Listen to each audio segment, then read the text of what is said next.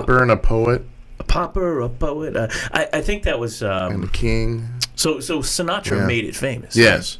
Because every time you hear Frank do it, you know he's got his tie off, his shirt's open loose, he's got his little jacket cut over his shoulder, cigarette hanging out his mouth. Mm-hmm. Maybe he's got a martini. Who knows? Could be. Dean Kaye and Kelly Gordon. Really?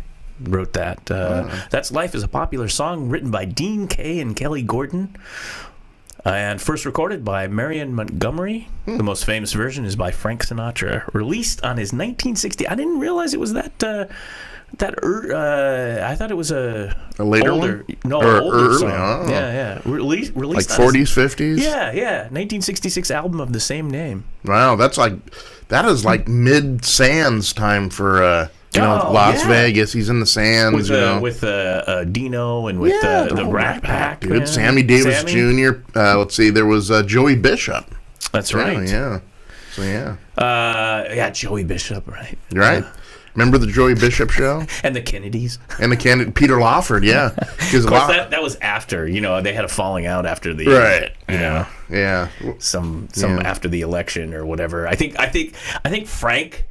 After John F. Kennedy was elected, became president. Yeah. I think Frank just showed up one day at the White House, like, "Hey, I'm here.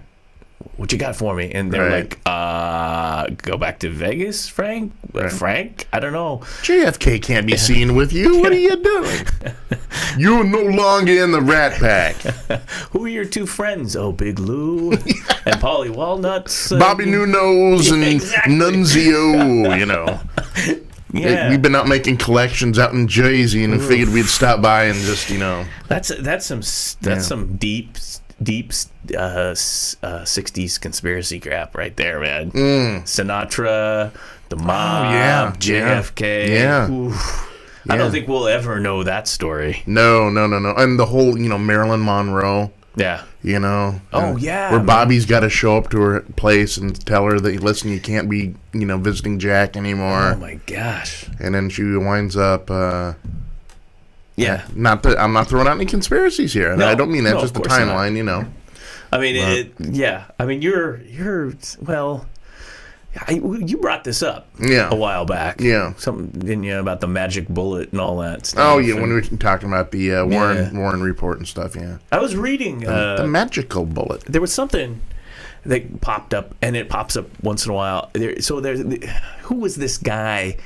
He was a spook. Mm-hmm. And supposedly, this is a few years ago, they wrote this book. His kid wrote a book about his deathbed confession. E. Howard Hunt. Well, yeah, E. Howard Hunt. His son is St. John Hunt. Was that the book? Was it actually E. Howard? Deathbed Confessions. Was that the book? It was actually... I thought it was a different guy, but... No, the one I remember is E. Howard Hunt. Evidently, he was on his deathbed there, and he calls his kid and says, "Hey, kid, show up. I need to talk to you." Yeah. And it's almost like absolution, right? Your final rites, Well, that's the way to do it. The priest is putting anointing the holy oils, like, "Hey, kid, I remember back in '62." And but yeah, E. Howard Hunt was a spook, and he had his fingers in a lot of different pies back then. The whole Cuba thing. Early allegations Hunt as one of the three tramps. Dallas Morning News. Yeah. There's even a picture of Hunt. And of course, as you said, he was a Watergate conspirator. Appearing before a nationwide audience December 30th, New Year's Eve, 1968, episode of The Tonight Show. Garrison held up a photo of the three and suggested they were involved in the assassination. Jim Garrison, yeah. Jim Garrison, who was the former district attorney in New Orleans? New Orleans. I mean, this is all my information comes from that Oliver Stone movie JFK, right? With Joe Pesci and Tommy Lee Jones and great casting though, right? It is excellent casting. Pesci is Danny Ferry, and then you got John Candy is that one guy that Deathbed Confession. Deathbed Yes. Confession. Yes. It is early for us, by the way, of involvement in Kennedy assassination. This is back to E. Howard Hunt, because we got to do this. Yeah. Reading from the Wikipedia. It's 360, folks. Mm-hmm. 360. After Hunt's death, St. John Hunt, that's his son's name, and David Hunt, other son, Son B, stated that their father, not to be confused by St. John Wart's Hunt. Or St. John's the college there back east. So he recorded several claims about himself on his deathbed and others being involved in a conspiracy to assassinate President John F. Kennedy. Notes and audio recordings were made in April 5th, 2007 issue of Rolling Stone. The blokes at Rolling Stone. St. John Hunt detailed a number of individuals purported to be implicated by his father, including Oliver Stone, are you listening? Yeah. Lyndon B. Johnson, the vice president who became the president. Cord Meyer, David Phillips, Frank Sturgis, David Morales, Antonio. I don't know who these guys all are. Antonio Vacina, William Harvey, and an assassin he termed the French gunman Grassy Knoll. Yes. The Frenchman. That's where, I heard about the Frenchman. He was the 60s version. I mean, he was like Mr. X, right? Yeah. No one knew what he looked like. No one knew what he sounded like. You contacted him through some blind box back in the day. And he did a lot of what they call wet work. Well, you know. I think, Jason, one thing you're wrong there. Okay, let's go for it. We knew what he sounded like. Yeah? Because he sounded like this. Silly me! Sacre bleu! Right? I forgot the bullets.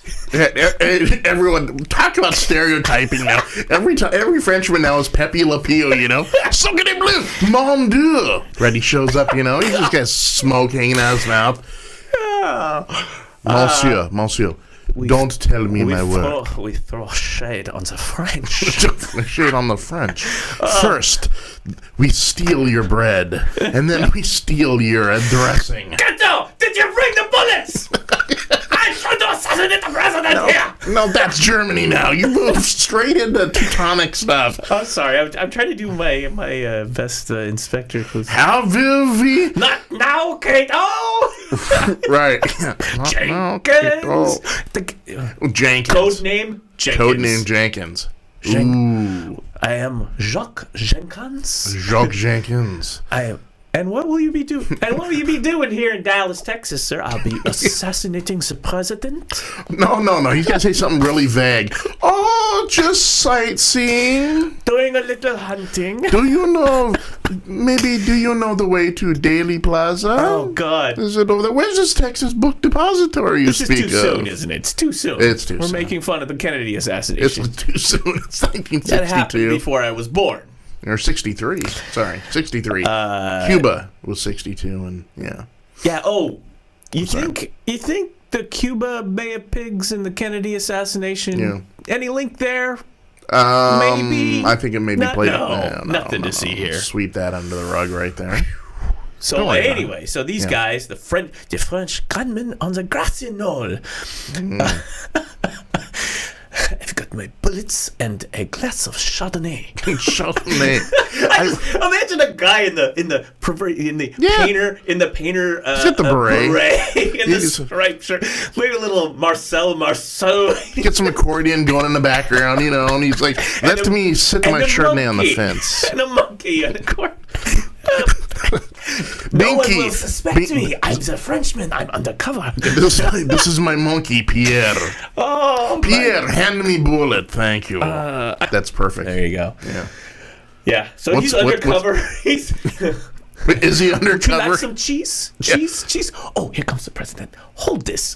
Yes. Would you please hold my cheese? Here comes your president. Frenchman on the casino who many presume, there's a name here. Yeah. Lucien Sartre. Yes. The two sons allege that their father cut the information from his memoirs to avoid possible perjury charges.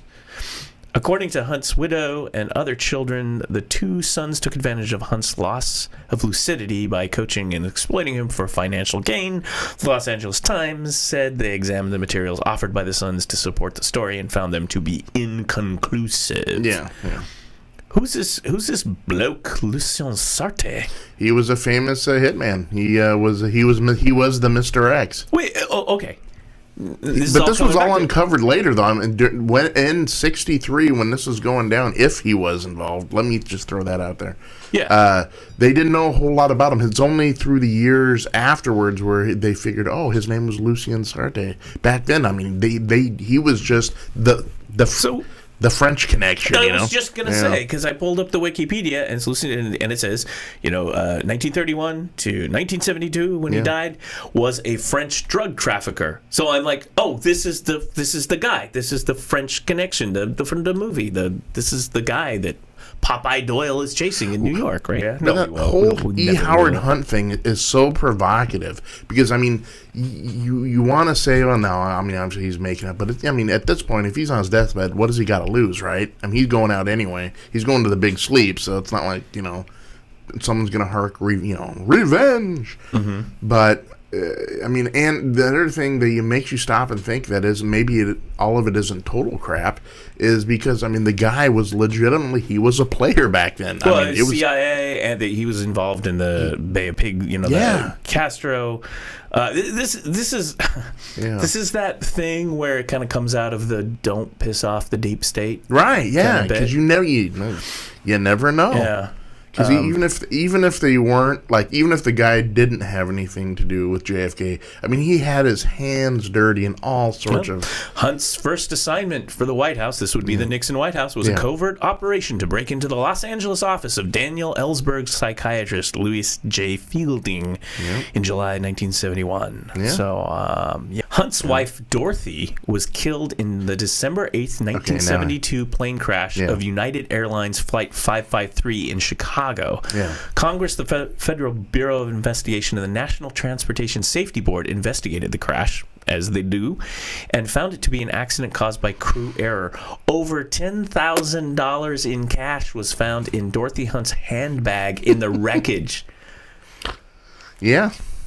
And, she's going on a little shopping trip. I'll just take $10,000 with me. That was 72. That was in the heart. That's like Watergate and the conspiracy. That's when that stuff is going on right then. 72. I mean, think the ways of. We think of the scandals now, and because the news cycle is so sped up. Yeah. I mean, it's literally 30 minutes later, and you're on CNN.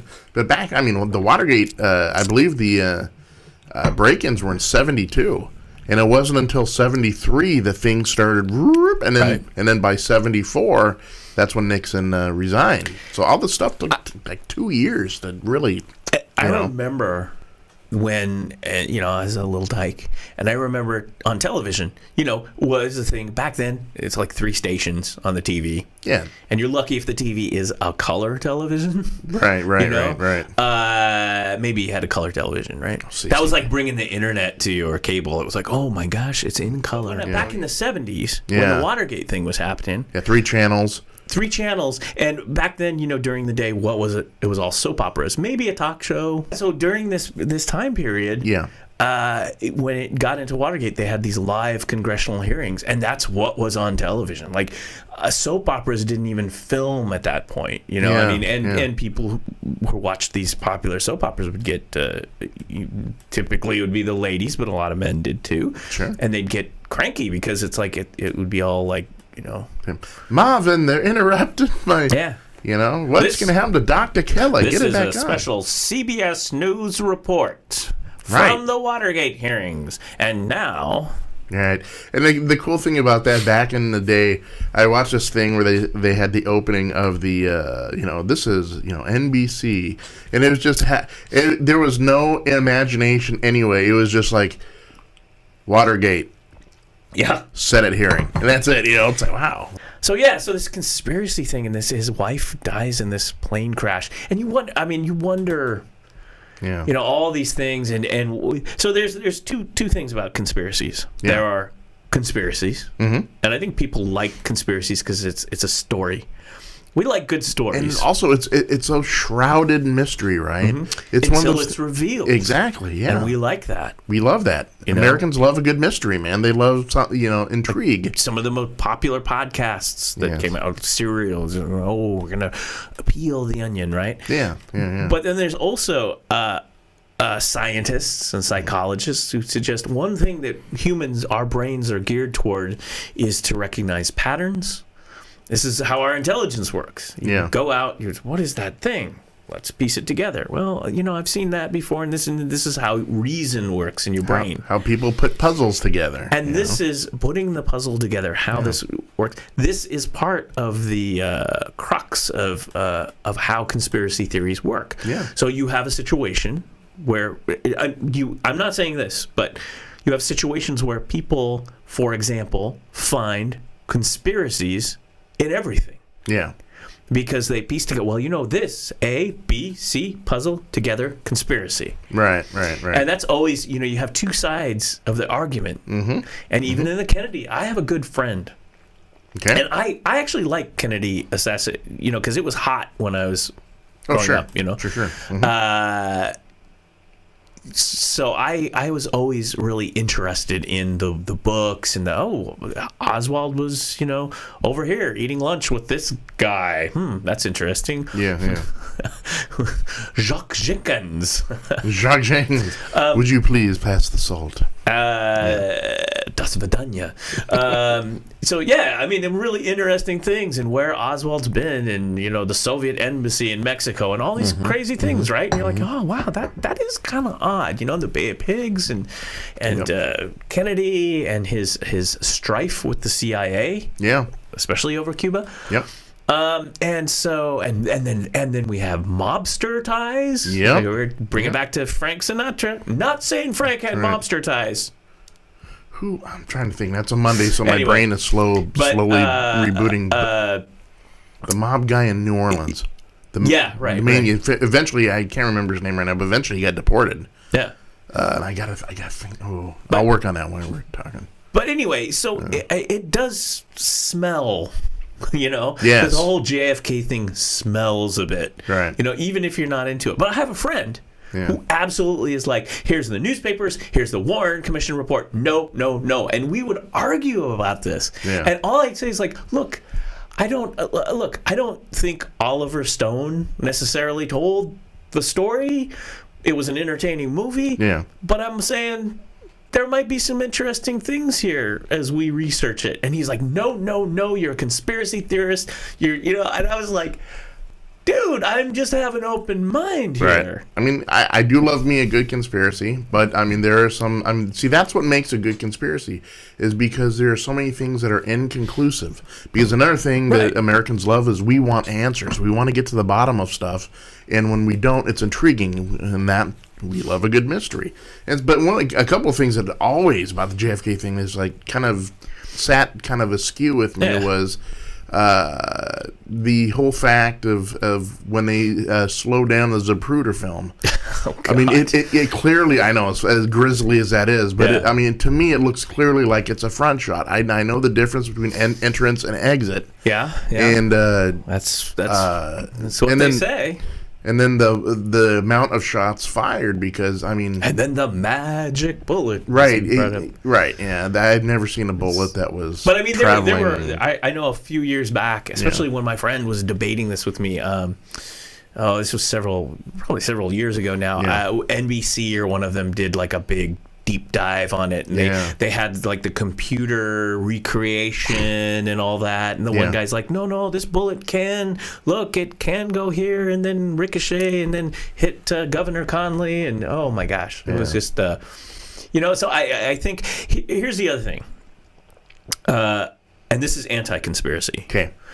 Life is messy. Mm-hmm. People are basically mess ups, or you can use the F word. I would like to say complicated. Yeah, basically they're F ups. Yeah, okay? People generally are. Even the more power, the more you can F up. Okay? Right. Yeah. And one of the things against conspiracy is to have such an elaborate secret web that works well, like a well-oiled machine. Yeah. Is very unlikely in the human condition. No, and see, that's another thing that's on the other side of the coin is one of the things I always thought, man, if it was such a deep conspiracy, right, and they had all these like different little moving parts, everyone talks. Right. Everyone. I mean, just look at what's coming out of the White House right now, all these anonymous, leaks. The last Washington Post leaks. Trump thing was like 30 sources. Yeah. So I mean, I always thought, well, maybe, I mean, if it was a real tight circle and it was like a conspiracy of like 3 guys. Exactly. Then maybe, but the whole idiom, you can keep the secret if 2 people know and one guy's dead. Mm-hmm. So I mean, yeah. Well, but the larger the participants in the conspiracy, the more problems you have with a secret conspiracy. Exactly. Yeah. Like you said, if it's a few guys, I believe. And I'm pulling this out of my head, those dead necrotic brain cells back there. So you can always fact check me. We will always take. We had some fact checking, I think, earlier. I love the real time fact checking. Yeah.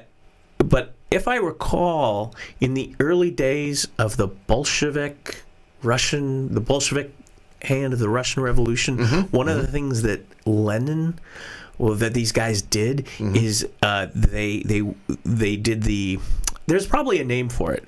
It's a triad. 3 people, 3 people, 3 people. So no one person knows more than 3 people. And that's the whole philosophy behind the cell. Yes. No one knows what each other's doing, so no one can tell. And that's the reason. So one guy knows a guy over here, and a guy over here, and then and so the cell breaks out, but no one person knows more than 3.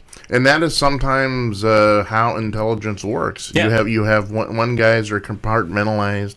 They have no idea what's going on, what team number 1's doing. Team number 2 is doing something else that may look on the surface to have nothing to do with number 1. And then it's interesting how that all breaks down, though, the compartmentalization and all that. But isn't there a mastermind? And how does that work? I'm sure there's got to be a mastermind. A puppeteer. We are going to overthrow the Russian government. Well, we are going to assassinate. Yeah, That's called Jacques Jenkins. Well, it depends. It depends where it originates. I mean, if it originates on the American side, it was probably some CIA guys and some other ones that just did not like the. But the whole point is, I think like the CIA, the NSA. These are large organizations. Yeah, someone's going to talk, right? I mean, it's like so. But if you had like shadowy, and see, this is where it comes up. A lot of these guys are former. All right, so you got this loose cabal of people that used to be in the game, and if you have 1 or 2 people, you could just set those guys in motion, because those guys are out of the loop, which means they're their own little cell themselves, and they ain't gonna know what. And it's interesting though. I mean, there's a lot of really cool books on the subject. If let me throw one out there. I think I've got if I remember the name of it, it's a really weird one. It's called Miss Mary's Monkey. And it sounds really weird, right? But this lady was... Miss Mary's Monkey. Yeah, she was a... that doesn't even sound right, Jason. No. She was a scientist. Google that. Please turn on your parental filters. Right. It's Cinemax. What do you mean? Oh. No. But she was like a scientist back then, kind of. And back in the early 60s, she was down in New Orleans, and she knew people like Danny Ferry and the other ones. And so by proxy, she was kind of at the epicenter of what was going on. And I believe Mary, I can't remember last time, I'm going to have to Google it here. She died under kind of really mysterious circumstances, like when people were like tying up loose ends, Well, that's always a thing. I mean, and then I go back to there was that movie, which I believe was called Conspiracy Theory. Yeah, Mel Gibson, right? Mel Gibson movie. Yeah. Jean-Luc Picard was in it. Yes. Patrick Stewart. Was his name Jacques Jenkins? No, he was. He was a baddie. Yeah. Patrick Stewart, great actor. We love Patrick Stewart. I mean, he was on the Enterprise and Warp Factor 1, Mr. Wolf. But he's a great actor. He was the one who kept going, telling the character, "Do you want some gravy? Do you want some gravy?" Which was like drugs. He was pumping.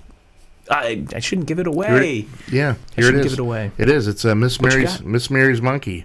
The book was written about it. Dr. Mary's Monkey: How the Unsolved Murder of a Doctor, a Secret Laboratory in New Orleans, and Cancer-Causing Monkey Viruses are linked to Lee Harvey assassination and emerging global epidemics.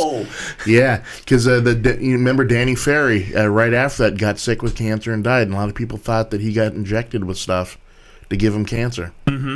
Well, yeah, I mean, Jack Ruby yeah, went to prison, gets cancer. Yeah. But people get cancer all the time, so it's not like it's not unplausible that it could have been just natural happenstance, right? That's a whole thing. You're like mysterious cancer. I mean, we have that right now. We have that. One of the things that people are those who don't appreciate the work of the president of Russia. Because you can. Is it some like low dose of? It's like nuclear. It's like. It's not plutonium, but just a tiny little dose, and you can just if you just get there. Okay, I have read some of these substances, and there's some nasty stuff out there. There's some nasty stuff that if you want to, say you're a member of a spy organization or something like that, and you need to take care of someone that you don't like, you just need to go there and touch him with this. We had Kim Jong-un's brother. Yes. Yeah. Right there in front of us. Yeah, and everyone's already calling shenanigans. No, it was like the two ladies who come up and accost him and touch him, and then he's dead. Yeah. I mean, it's spooky out there. But like you say, you got these guys who died of cancer, like in the JFK. Yeah. So do we have a situation like that? Or, I mean, everyone's smoking. Exactly. They're not out there in their Nike track outfit, they're eating the red meat. They're smoking. they're drinking their 6 martinis. Right. Oh, let's go back a little bit. 180. Remember, I couldn't remember the New Orleans mob boss. Yeah, who was that? Carlos Marcello. Oh, wow. Yeah. Carlos Marcello. He was hip deep. What family was he from? I don't know. I don't know. I'll have to recheck that. But let me get back to conspiracy theories, mafia, and where Jason and I just wax poetic on stuff that we like. Right. Conspiracy 101. Today's show. We'll have a secret gangster. We'll put him in the corner and cut the lights. Yeah. We'll give him the voice box. He's like, so we'll call you Bob. Bob, what happened? I remember back in 1992, we were on the grassy knoll. I turned to Lucien. Oops, sorry. And I turned to him and said, "Hey, monkey, hand me a bullet." Anyway. See, if we had no integrity whatsoever, we could just do that and get like 1 million likes. And people would be like, we'd be Alex Jones of Portland, right? It's it'd be like, yeah, baby.